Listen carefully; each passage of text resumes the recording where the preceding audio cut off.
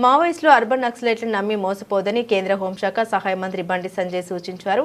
ఏ party అధికారంలో ఉన్న urban నక్సలైట్లు పైరవీలు చేసుకుంటూ ఆస్తులు పోగేసుకుంటున్నారని ఆయన ఆరోపించారు. ఈ సందర్భంగా మాట్లాడారు. మావోయిస్టులు అర్బన్ నక్సలైట్ల మాటలు నమ్మి మోసపోవద్దని అన్నారు. వారి మాటలు నమ్మి అమాయక పేదలు తుపాకీ పట్టి అడవుల్లో తిండి తిప్పలేక తిరుగుతున్నారని ఆవేదన చెందారు. మావోయిస్టుల చావుకు అర్బన్ నక్సలైట్లు కారణమని అన్నారు.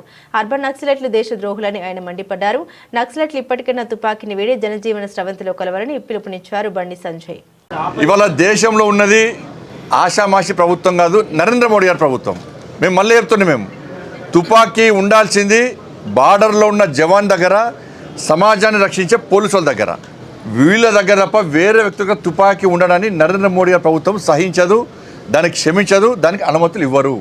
అమిత్ షా గారు ఒక మొండి పట్టుదలతోని ఈ సమాజాన్ని రక్షించాలి, ఈ దేశాన్ని రక్షించాలని చెప్పి ఒక లక్ష్యంతో, పేద ప్రజల ప్రాణాలు కాపాడాలని చెప్పి ఒక లక్ష్యంతో ఇలా అమిత్ షా గారు ఒక నిర్ణయం తీసుకున్నారు. లొంగిపోండి, తుపాకీ గొట్టం ద్వారా మీరు ఏం సాధించలేరు, సాధించబోరు, ఇంతవరకు ఏం సాధించలేరు, మీరు ప్రాణాలు తీసుకోకండి, లొంగిపోండి, మావోయిస్టులను అంతం చేయడమే మా లక్ష్యం, మావోయిజం ఈ దేశంలో పనిచేయదు అని చెప్పి కరాఖండిగా చెప్పి ఇలా మావోయిస్టులకు అవకాశం ఇచ్చారు.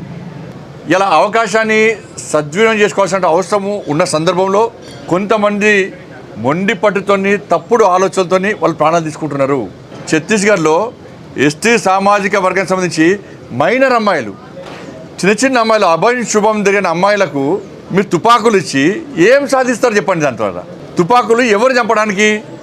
రండి, సమాజం రండి, సమాజంలో మార్పు కోసం ప్రయత్నం చేయండి, అందరితో మాట్లాడండి. తుపాకీ పట్టుకొని మీరు కాల్స్తా అంటే ఇది క్షమించే ప్రభుత్వం నరేంద్ర మోడీ ప్రభుత్వం కాదు. ఇవాళ మళ్ళీ అప్పీల్ చేస్తున్నా, అందరు లొంగిపోండి. ఇంకా 4 నెలలు మాత్రమే మీకు సమయం ఉంది. అమిత్ షా గారి యొక్క లక్ష్యం 2026 మార్చ్ మావోయిస్టులను అంతం చేయడమే లక్ష్యం. అమిత్ షా గారు ఒక మాట అంటే మాట నిలబెట్టుకునేటువంటి వ్యక్తి. హిడ్మా పెద్ద నాయకుడు, మావోయిస్ట్ సంబంధించి జాతీయ స్థాయి నాయకుడు. ఏం సాధించాడు? నువ్వు చనిపోతే ఆయన చనిపోయిన, భార్య చనిపోయా. ఇలా అర్బన్ నక్సల్స్ మాయలో పడి, జంగల్లో ఉన్న నక్సలైట్స్ మీరు మోసపోకండి, మీ ప్రాణాలు తీసుకోకండి. అర్బన్ నక్సల్స్ అనే వ్యక్తులు ఏసీ రూమ్లో ఉంటారు. వాళ్ళ కుటుంబాలు మంచిగా ఉంటాయి. అర్బన్ నక్సల్స్ కుటుంబాలు మంచిగా ఉంటాయి. ఏ ప్రభుత్వం వస్తే ఆ ప్రభుత్వాన్ని కొమ్ము కాసి పైరవలు చేసుకుంటారు వాళ్ళు. కాబట్టి ఇప్పటికైనా నేను మళ్ళీ అప్పీల్ చేస్తున్నా, ఎవరైతే అండర్ గ్రౌండ్లో ఉన్నారో వాళ్ళందరూ కూడా వాస్తవాలను గ్రహించండి. మీ సిద్ధాంతాన్ని ప్రజలు నమ్మలేరు, అనవసరంగా మీ ప్రాణాలు తీసుకోకండి. మంచి ఆలోచనతో సమాజంలోకి రండి, మంచి ఆలోచన సమాజంలో సేవ చేసే ప్రయత్నం చేయండి. మీకు అండగా ప్రభుత్వాలు ఉన్నాయి, కేంద్ర ప్రభుత్వం మీకు సహకరిస్తుంది.